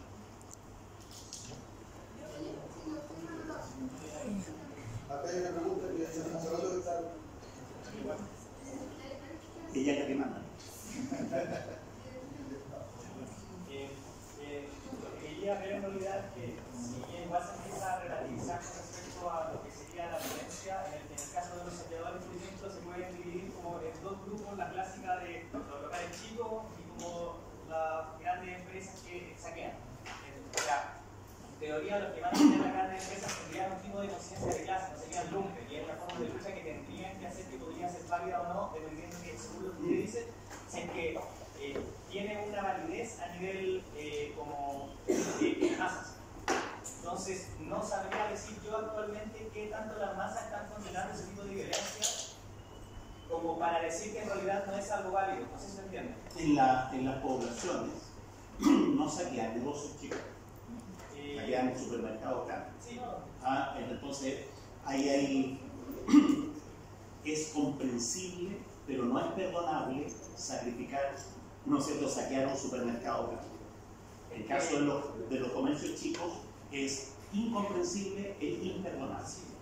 Yo estoy hablando de una población, por ejemplo, y el único lado que yo vi que había sido saqueado era un supermercado y una automotriz chica. No hay considerar que está bordeando lo que sería una mediana empresa. Entonces ahí hay ciertas contradicciones al respecto porque son un grupo demasiado heterogéneo como para saber si que se condena o no ese tipo de violencia o no, porque siempre están las malices. No es lo mismo condenar comprendiendo la situación que no comprendiendo. Lo que alguien preguntó por la chaqueta amarilla acá. Lo que pasa es que en esta ciudad hay contrastes obscenos en la capacidad de consumo. Se han construido, ¿no es cierto?, estos especies de resort, ¿no es cierto?, de poblaciones cercadas de alto consumo al lado, así, con una playa al lado de la barriada más pobre de Santiago. Y entonces ahí háganse cargo, ¿no es cierto?, de salir en el tremendo auto, ¿no es cierto?, 4x4 todos los días a dejar a los niños al colegio, mientras las personas al lado, ¿no es cierto?, se mueren en la urgencia de un hospital. Esa violencia, ¿cómo la vamos a abordar? La comprendemos y la condenamos. ¿Se entiende? Por los dos lados. Por los dos lados es comprensible que los profesionales, ¿no es cierto?, que tienen su audito y su jardincito, quieran defenderlo. Pero es comprensible que la gente esté enojada. Es comprensible porque resulta que esta ciudad está ordenada de tal manera que no vemos a los pobres. Simplemente no los vemos y los pobres nos ven todo el día. Nos ven en los avisos comerciales, nos ven en las teleseries, nos ven en los matinales, ven, ¿no es cierto?, el consumo obsceno y miran para el lado afuera y ven la calle de tierra de la población. Esa cuestión tenemos que hacernos cargo, ¿entiendes? Y sin embargo, como te decía, yo creo que los saqueos a los negocios chicos no solo son condenables, sino que además son incomprensibles. Pero algo Sí. en el que, o sea, ¿por qué usted dice en realidad que no se, o sea, que no es desobediencia civil actualmente un saqueo a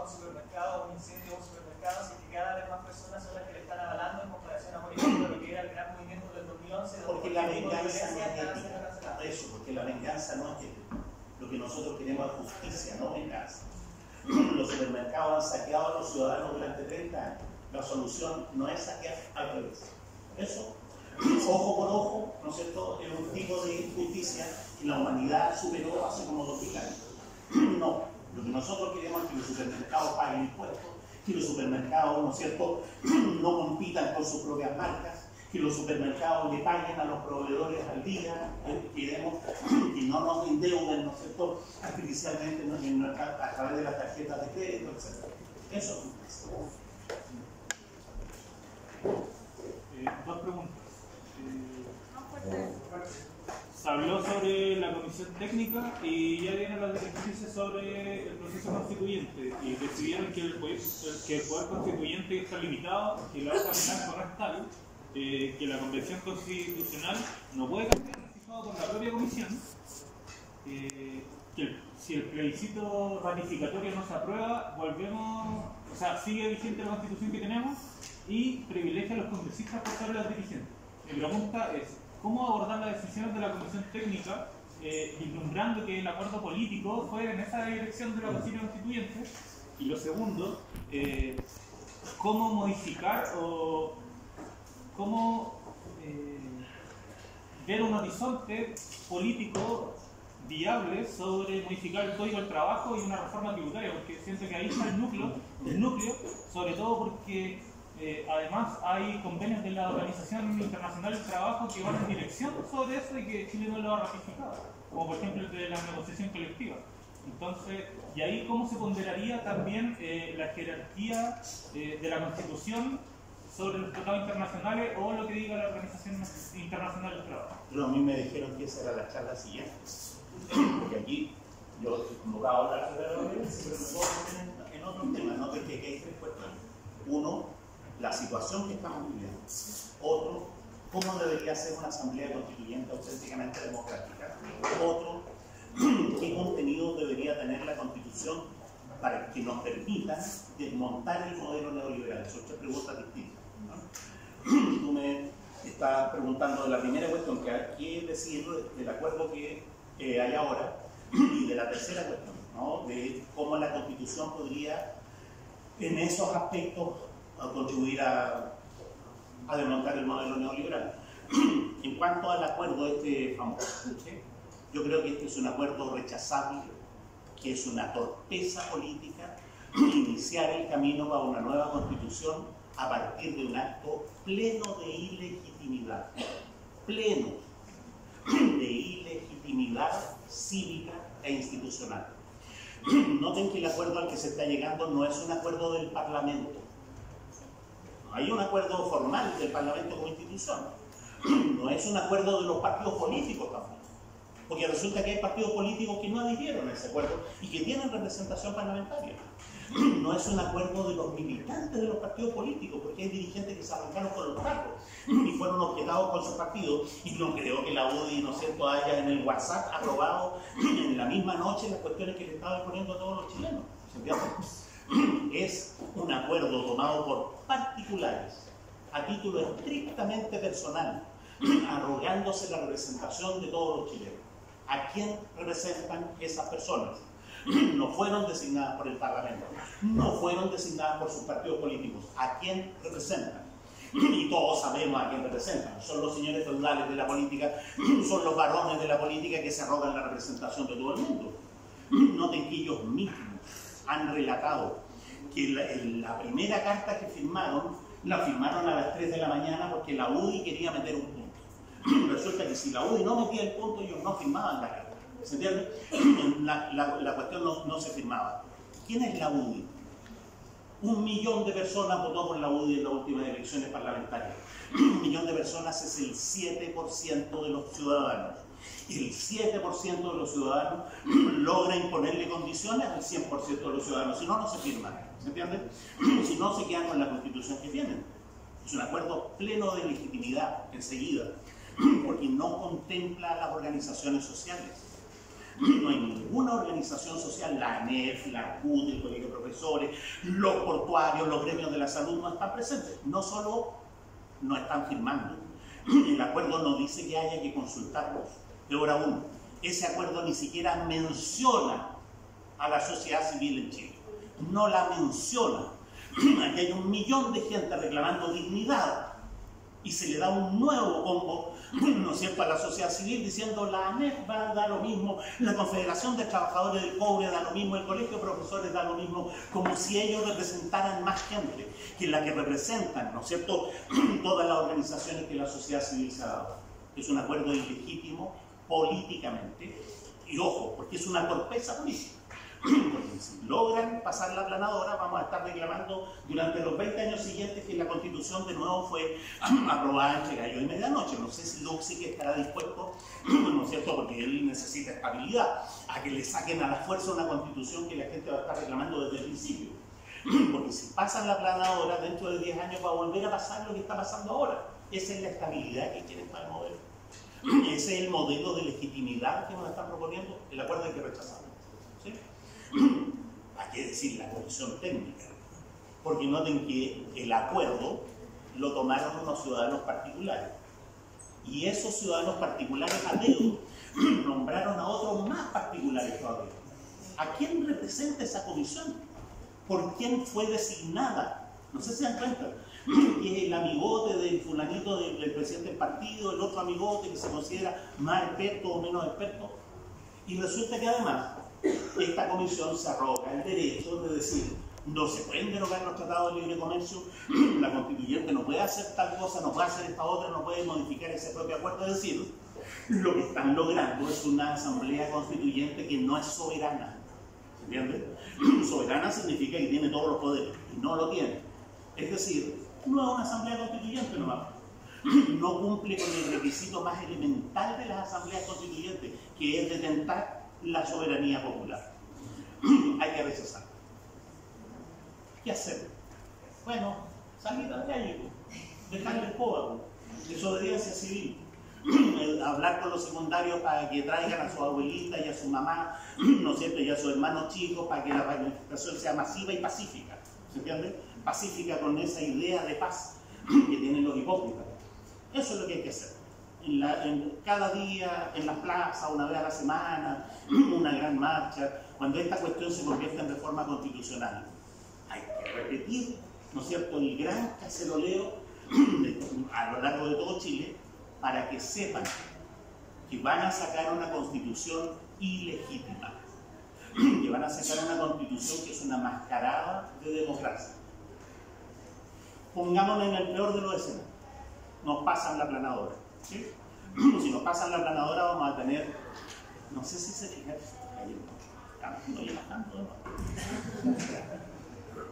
Los delegados constituyentes van a tener un salario de solo 2.400.000 pesos, lo que ya es 5 veces el salario promedio de Chile, pero puede ser reserva, salvo que sean parlamentarios. ¿Leyeron eso? Van a ganar tantas UTM, 2.400.000, salvo que sean parlamentarios. Es decir, los parlamentarios van a ser delegados constituyentes y van a seguir siendo parlamentarios y van a seguir ganando 9 millones de pesos. O sea, ni siquiera aceptaron bajarse el sueldo para estafar a todo Chile. Esa cuestión es éticamente reprobable. ¿Sí?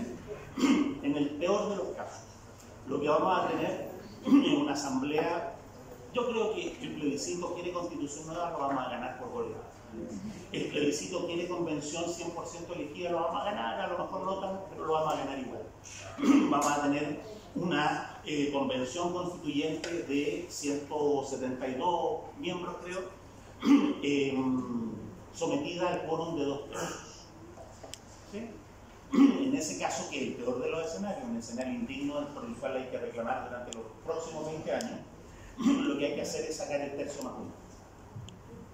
Tenemos que armar una gran coalición con todas las izquierdas, llámense izquierdas o no, con todos los progresistas y demócratas, una gran coalición para lograr el tercio más uno y bloquear todos y cada uno de las iniciativas que la derecha quiera poner en la Constitución. Bloquear para obtener una Constitución plana, una Constitución que no significa nada, una Constitución que no va a cumplir ninguna función realmente importante en el ordenamiento institucional.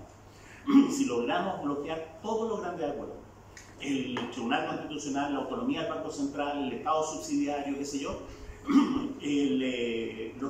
la pelota se chutea para más adelante. Porque una de las cosas que hay que bloquear son los quórum calificados. Si bloqueamos, no hay acuerdo sobre quórum calificado, la pelea va más adelante, ¿no es cierto?, por el quórum simple. Y entonces, la pelea después de una constitución que no sirve para nada, ¿ah? O sea, no nos sirve a nosotros, la anulamos. Viene la pelea por plebiscito por la AFP, plebiscito por la educación, plebiscito por la salud, plebiscito por la vivienda, así. Y una por una. En un parlamento que tendría que acordar esas cuestiones por mayoría simple. Y ahí vamos a ver si tenemos la mayoría simple o no. Vamos a ver si tenemos la mayoría simple.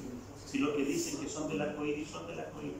Si los que dicen que había llegado la alegría realmente están dispuestos a darnos alegría. Ahí vamos a ver. O si somos, ¿no es cierto?, el eterno 20% que la izquierda, que quiere un mundo mejor y que está sometido a las trabas institucionales que el centro político le pone a todos los chilenos. ¿Sí? Voy a dar un dato.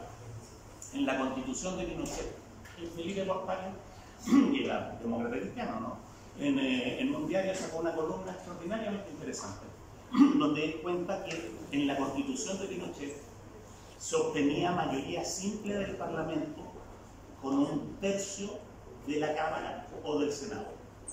Con 1/3 había mayoría simple. Eso decía la Constitución de Pinochet.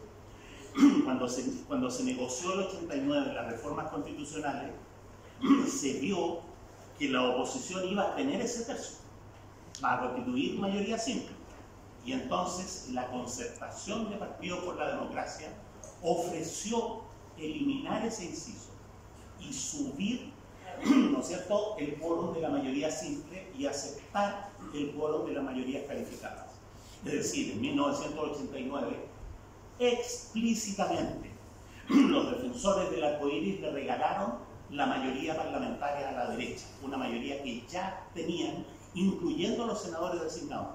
Noten que después, cuando el presidente de la República podía nombrar los senadores, y por lo tanto, de nuevo la Concertación podía, gracias a senadores designados nombrados por el presidente de la Concertación, llegar a tener mayoría, la Concertación aceptó que se eliminaran los senadores designados para no tener mayoría en el Parlamento.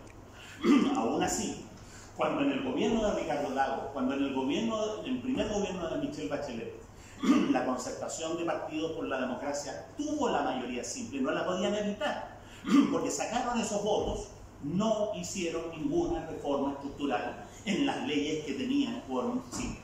No solo no la hicieron, profundizaron toda la estructura, todo el aparataje institucional de la economía social de mercado. Entonces, primero, hagamos una gran coalición para sacar el 3+1, anulémosle la Constitución y demos la pelea, y después vamos a ver si es cierto que la clase política chilena entendió lo que los chilenos quieren decirle ahora.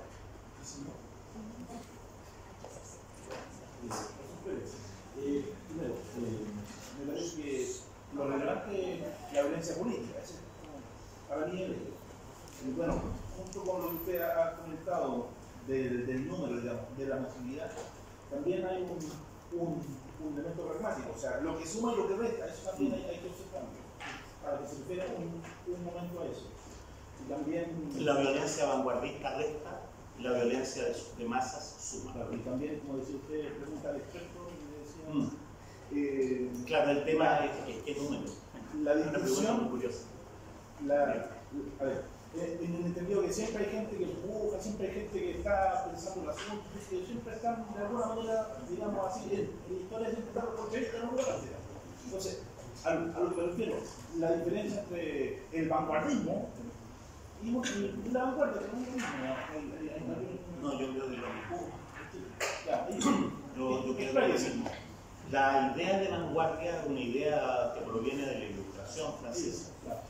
Es la idea de que habría expertos en política que saben más que la gente común y corriente y que tendrían la responsabilidad no solo de conducir, sino de educar a los que saben menos. Yo creo que esa idea es frecuente en lugares como este, que son los lugares del saber, donde a todo el mundo, ¿no es cierto?, se lo empodera, ¿no?, en la ideología del saber, en el ideologismo del saber. ¿Sí? A mí me parece que en términos así más profundos es la idea de vanguardia de la política. El vanguardismo es un exceso, el vanguardismo es un extremo, pero es la idea de vanguardia, ¿no? Hay procesos sociales en los cuales que toda la gente esté es clave, es lo crucial. O el número de gente capaz de convencer a la minoría, ¿no es cierto?, es crucial. Hay procesos sociales que, aunque sean aparentemente exitosos, no vale la pena hacerlo por una minoría. No vale la pena porque se convierten en dictaduras burocráticas. Precisamente en la dictadura de los que creen tener el saber. ¿Entiendes? Es un problema, una de las tantas miserias de la ilustración, de la modernidad, que ahora nos pesa. Con la decadencia del capitalismo es el poder burocrático el que se va, ¿no es cierto?, empoderando de la hegemonía social.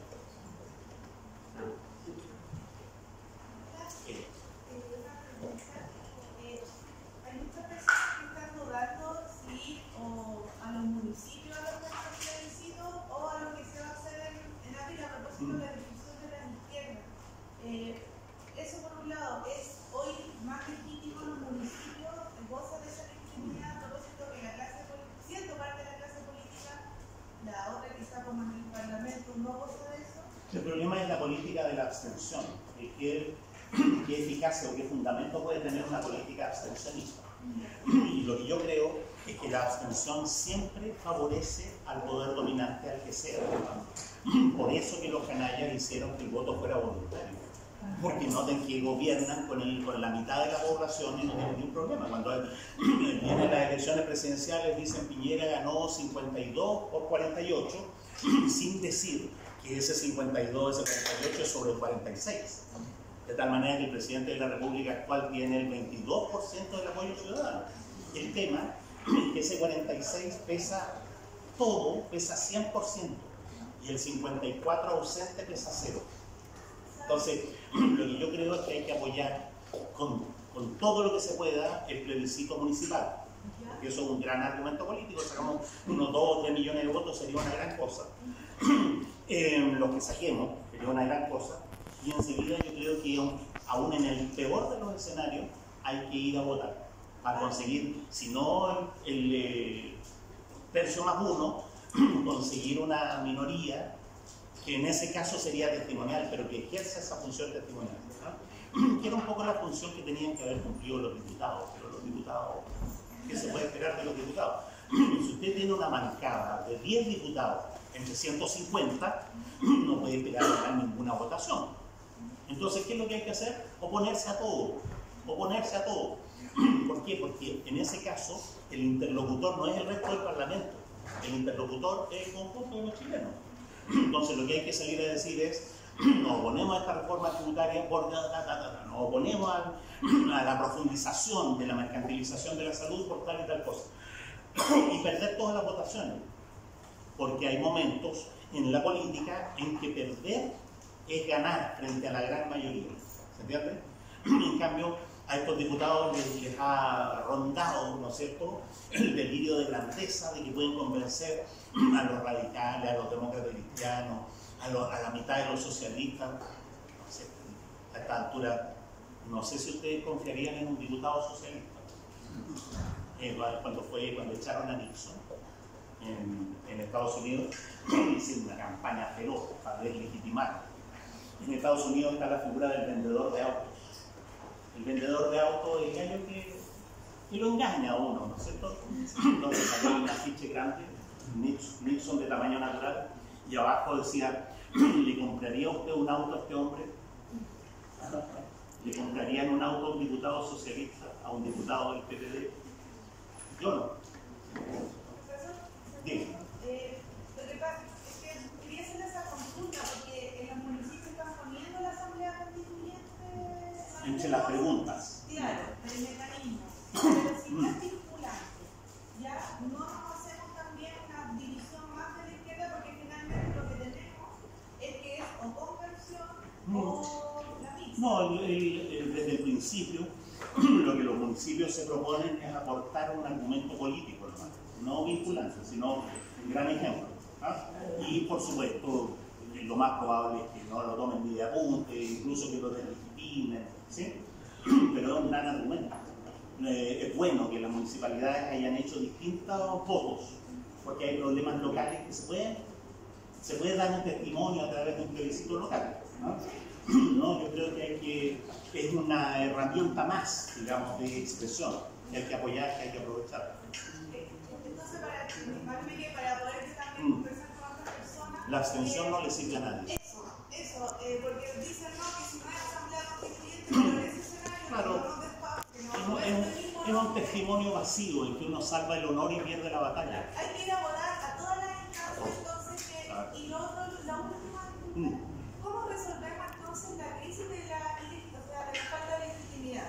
Porque finalmente, de la clase política, porque finalmente ellos son los que hoy toman también, toman las decisiones y de alguna manera tienen las herramientas políticas para poder conducir o no menos para algunos que no estén... Bueno, a mí no me avisaron que me iban a hacer preguntas difíciles. Yo pensé que todas las preguntas iban a ser... ¿Cómo soluciona uno la ilegitimidad de la clase política?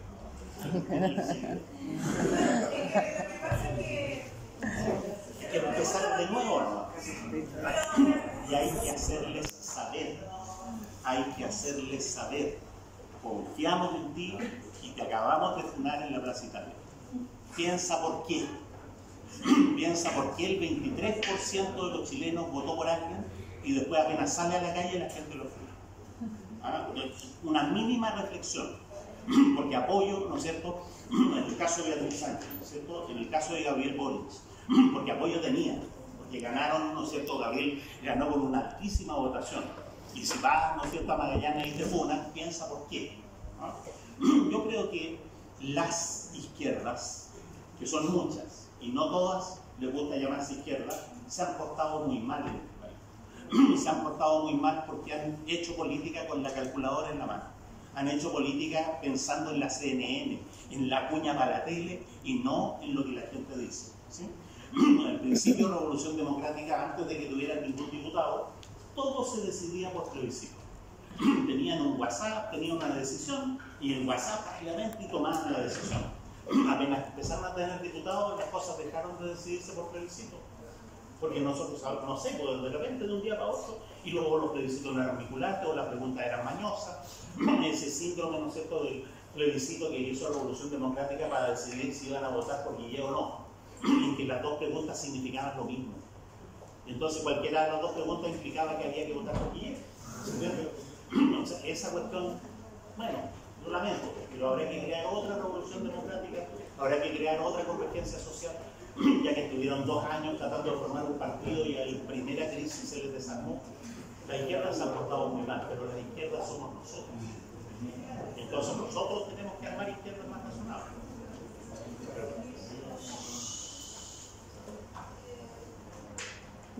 Ya. Profesor, a propósito de lo mismo que dice la crisis de ilegitimidad, cuando la violencia estatal se convierte en una violación sistemática de derechos humanos, y esto se da en un contexto latinoamericano en el que a nivel regional los países se resguardan las espaldas, invisibilizan y niegan esta violación a los derechos humanos, ¿qué acciones tiene que tomar la desobediencia civil para poder revertir o frenar esta violación a derechos humanos que está siendo totalmente negada? Aquí hay una violación de derechos humanos de hecho, flagrante, en la calle. Y eso hay que denunciarlo en todas las instancias. La primera línea de cualquier marcha debería ser una hilera de celulares, lo estamos grabando, ¿no es cierto?, etcétera. Pero aquí una cuestión más profunda es que hay violación de derechos humanos institucionales. Se ha convertido en ley, ahora se va a convertir en ley, la criminalización de la protesta social. Eso ahora es una violación, los tribunales internacionales lo declaran. No sé si saben que la Corte, ¿no es cierto?, Interamericana de Derechos Humanos ha declarado innumerables veces que la ley antiterrorista que hay en Chile no cumple con los estándares que Chile se comprometió a cumplir en los tratados que ya ha suscrito y ha ratificado. ¿Se entiende? Entonces lo que hay que hacer es revertir las leyes, derogar las leyes que criminalizan la protesta social, pero además hay que empezar a presionar para que la gente vaya a la cárcel, y que vaya a la cárcel durante un buen rato. No puede ser que alguien, ¿no es cierto?, asesine un mapuche, lo llamen a retiro, le mantengan el sueldo, a pesar de que está en retiro, y a la primera urgencia lo reintegran de nuevo a Carabineros. Esa cuestión tiene que ser renunciada.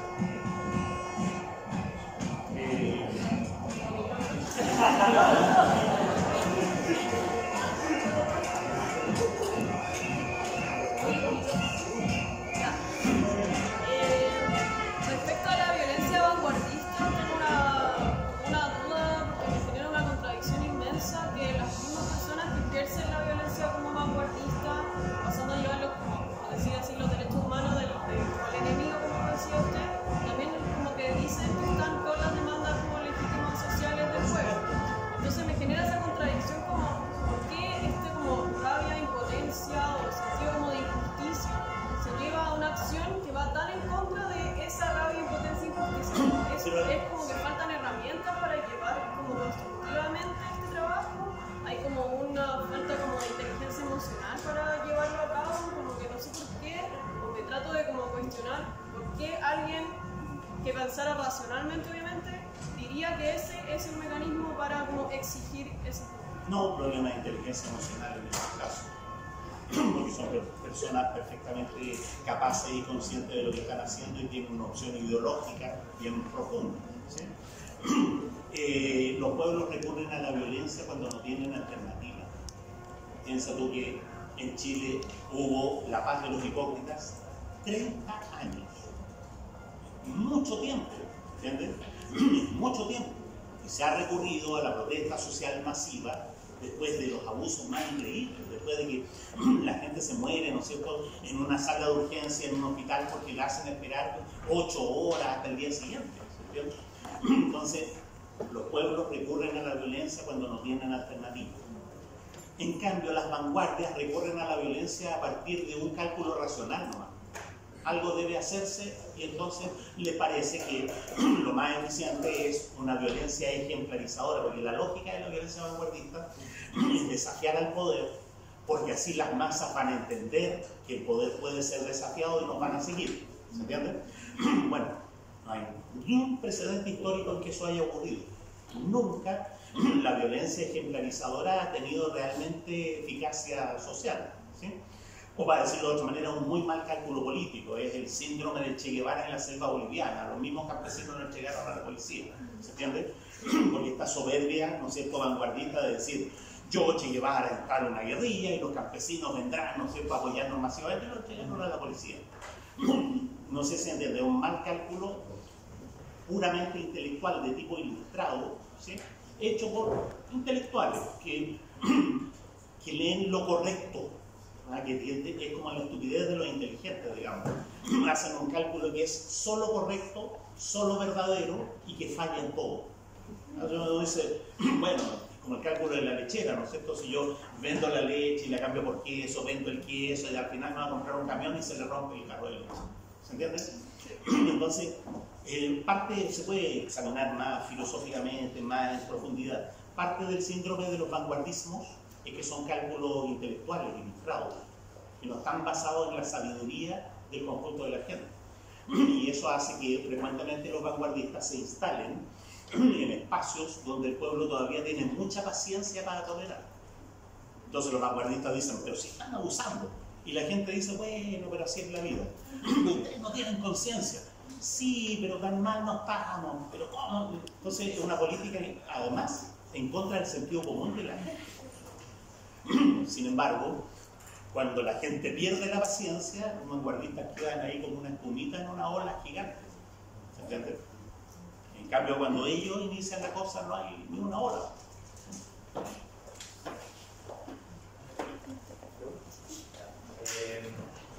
Primero que nada, una aclaración respecto a lo que dijo el profesor, que se refirió a mí por la lectura. No, que yo creo que la gente... No era tan grave. Yo creo que la gente sí distingue, a diferencia de lo que dice el profesor, yo creo que sí, la gente sí distingue los tipos de violencia. O sea, que hay una violencia estructural, o si no le llega con ese nombre, violencia física, etc. Y a lo que yo quería apuntar con la definición que la valoro es a que se haga el ejercicio de analizar las condenas que hacemos, y yo creo que se está haciendo, de si es entendible, no me acuerdo la palabra que usaban, si se entiende, si se justifica, etc. Pero que no podemos hacernos los ciegos frente a las consecuencias de, siendo entendible o justificable esa violencia, pueda llegar a tener. Por ejemplo, o sea, no es equiparable la pérdida de un ojo con la pérdida de empleo, pero no nos podemos hacernos ciegos frente a la pérdida de 1000 empleos, aunque sean personas que estaban trabajando para una empresa multinacional y que era justificable la violencia contra ellos. Era como solo aclarar ese punto. Ahora, mi pregunta es un poco menos contingente quizás, sino más a lo teórico que nos explicó en su charla. Que me hace ruido una cosa que usted dice. Cuando yo le pregunté cuál es la legitimidad del derecho a la violencia revolucionaria, y usted dijo que estaba en el pueblo, en las masas, que le daban la legitimidad. Pero al mismo tiempo, con otra pregunta... Y el horizonte moral de la humanidad también. ¿Perdón? El horizonte moral de la humanidad, porque la gente no está pidiendo cualquier cosa. Okay. Pero al mismo tiempo, con la pregunta de una compañera, usted dijo que no podíamos llegar a caer en el relativismo moral. Entonces a mí se me hace un poco ruido de esa voluntad de las masas, cuánto de relativismo moral tiene o no. Porque yo creo, que uno ha visto históricamente que los pueblos han pensado cosas distintas. O sea, y entonces ha cambiado históricamente al menos la voluntad de la masa y, claro, una voluntad masiva de que los judíos tienen que ser excluidos de toda participación social. Claro, no está dentro del horizonte moral de la humanidad, porque lo que estamos pidiendo es un acumulado histórico de 2000 años, de 2500 años. Desde Buda, desde Lao Tse, desde Cristo, qué sé yo, desde Pisístrato para adelante se han acumulado valores. Y esos valores son innumerables, tienen un horizonte de universalidad, Mahoma, por todas esas cuestiones. Entonces, que 2500 años después haya alguien que diga determinada clase de seres humanos no son seres humanos, yo, aunque sea masivo, puedo condenarlo. Ya, voy a poner justamente ese ejemplo, así que bueno que lo aclaró. Entonces, por completar, ¿quién legitima ya el horizonte de la humanidad? ¿Pero dónde está plasmado eso? Porque yo no creo que esté en el manifiesto de la está plasmado en los derechos humanos en 5 generaciones de derechos humanos. Hay derechos civiles y políticos, hay derechos económicos y sociales, hay derechos étnicos y de género, hay derechos de cuarta generación que se llaman solo derechos digitales, qué sé yo, está el derecho de las generaciones futuras, todo eso es un acumulado enorme. ¿Eso sí es legítimo, independiente de que se pueda llegar a cambiar en el futuro? Claro, pero ese es un relativismo histórico demasiado grande. O sea, si a mí me dijeran que en el año 3000 los derechos de los marcianos van a ser más importantes, yo me encogería de hombros, porque lo que me importa ahora, ¿no es cierto?, y durante harto rato, es que la tercera parte de la humanidad gana menos del 1% de la riqueza mundial. Entonces preguntarse por si los derechos económicos y sociales van a ser superados históricamente ahora es un poco abstracto, creo yo, es un poco política ficción, ¿sí? O es de nuevo una pregunta que solo puede hacer alguien inteligente. Compañeras, compañeros, yo les agradezco la invitación, les agradezco que me muestren con esta presencia y con las preguntas que un Chile distinto es posible, y los invito, nos invitémonos todos, ¿no? Yo siempre digo lo que dice Benedetti, en la calle, codo a codo, somos mucho más que dos.